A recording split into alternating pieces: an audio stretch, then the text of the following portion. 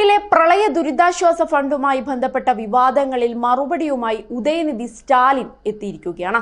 കേന്ദ്ര ധനമന്ത്രി നിർമ്മലാ സീതാരാമനെതിരെ അസഭ്യമായ വാക്കുകൾ ഉപയോഗിച്ചിട്ടില്ലെന്നാണ് ഉദയനിധി ഇപ്പോൾ പറയുന്നത്. അപ്പൻ അഥവാ അച്ഛൻ എന്നത് എങ്ങനെയാണ് ഒരു അസഭ്യമായ വാക്കാകുക എന്നാണ് തമിഴ്നാട് കായിക വകുപ്പ് മന്ത്രി കൂടിയായ ഉദയനിധിയുടെ ചോദ്യം.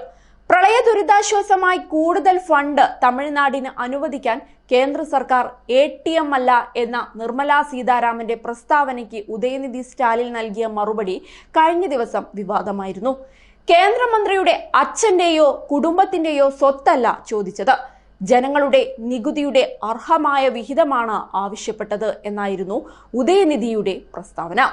സംസ്ഥാന സർക്കാർ കേന്ദ്രത്തിൽ നിന്നുള്ള സാമ്പത്തിക സഹായമാണ് തേടുന്നതെന്നും ധനമന്ത്രിയുടെ അച്ഛന്റെ സ്വത്തിൽ ഒരു വിഹിതമല്ലെന്നുമുള്ള അദ്ദേഹത്തിന്റെ പരാമർശത്തെക്കുറിച്ച് ചോദിച്ചപ്പോൾ ഉദയനിധി തക്കതായ മറുപടി തന്നെ നൽകി.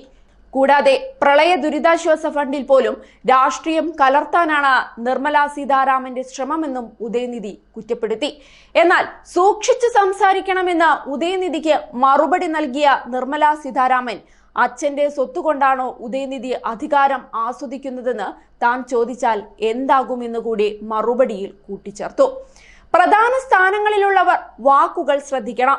ഉദയനിധിയോട് വിരോധമില്ല, പക്ഷേ രാഷ്ട്രീയത്തിൽ അച്ഛന്റെ സ്വത്തിനെ കുറിച്ച് സംസാരിക്കേണ്ടതില്ല.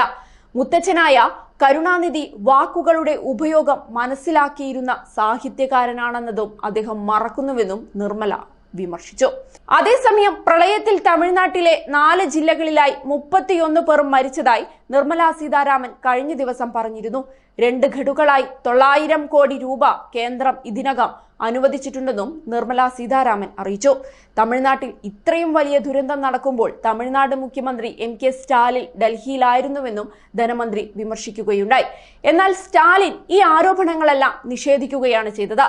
പ്രതിസന്ധി ഘട്ടത്തിൽ കേന്ദ്രം സഹായിച്ചില്ലെന്നും സ്വന്തം ഫണ്ട് ഉപയോഗിച്ചാണ് സംസ്ഥാന സർക്കാർ ദുരിതാശ്വാസ പ്രവർത്തനങ്ങൾ നടത്തുന്നതെന്നുമായിരുന്നു സ്റ്റാലിന്റെ മറുപടി. തൂത്തുക്കുടി, തിരുനെൽവേലി ജില്ലകളിൽ പെയ്ത കനത്ത മഴയിൽ ഏറ്റവും കൂടുതൽ നാശനഷ്ടമുണ്ടായ പ്രദേശങ്ങളിലെ കുടുംബങ്ങൾക്ക് 6000 രൂപയും തെങ്കാശി, കന്യാകുമാരി ജില്ലകളിലെ ദുരിതബാധിതരുടെ കുടുംബത്തിന് 1000 രൂപ വീതവും തമിഴ്നാട് മുഖ്യമന്ത്രി പ്രഖ്യാപിച്ചിരുന്നു. അതേസമയം കേരളത്തിൽ നിന്നും തമിഴ്നാടിന് കൈത്താങ് ലഭിച്ചിട്ടുണ്ട്. തമിഴ്നാട്ടിലെ പ്രളയബാധിതർക്ക് വേണ്ടി കേരളത്തിൽ നിന്നുള്ള ആദ്യ ലോഡ് ദുരിതാശ്വാസ സാമഗ്രികൾ അയച്ചതായി chief secretary doctor V Venu അറിയിച്ചിരുന്നു. വെള്ളിയാഴ്ച രാത്രി പോയ ആദ്യ ലോഡിൽ 250 കിറ്റുകളാണ് അയച്ചത്. വരും ദിവസങ്ങളിൽ 5 ഇരട്ടി കിറ്റുകളാണ് അയക്കാൻ ലക്ഷ്യമിടുന്നതെന്നും ചീഫ് സെക്രട്ടറി അന്ന് അറിയിച്ചിരുന്നു.